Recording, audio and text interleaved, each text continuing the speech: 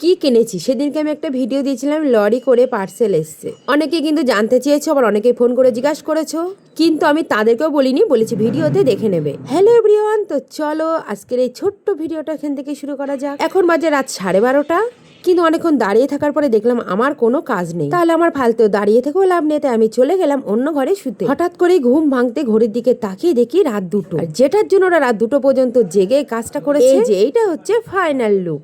তোমরা নিশ্চয় ভাবছো এ তো আমাদের ঘরেও আছে। হ্যাঁ গো হ্যাঁ, এটা আমি অনেক দিনে অনেকের ঘরে দেখেছি, কিন্তু আমাদের কেনা হয়ে ওঠেনি। কিন্তু দারুণ লাগছে কিন্তু দেখতে, জানো তো। টিভিটা আমাদের অনেকটাই ওপরে ছিল, সেই জন্য অনেক সমস্যা হতো। টিভিটাকে নিচে নামিয়ে সুন্দর করে একটু সাজানো হলো চারিপাশটা। তোমাদের যদি ভালো লাগে তোমরা আমাদের কমেন্ট করে জানিও, তাহলে কমেন্ট বক্সে আমরা লিঙ্কটা দিয়ে দেবো। যাই বলো, ঘুম থেকে উঠে কিন্তু আমি বেশ সারপ্রাইজই হয়ে গেছি। আমি দেখছিলাম ওরা এই সবটা সেট করছিল, এটা কিন্তু পুরোটাই প্লাউড, কিন্তু হঠাৎ করে ঘুম থেকে উঠে যে এত সুন্দর লাগবে এই টিভির জায়গাটা, আমি সেটাও ভাবতে পারিনি।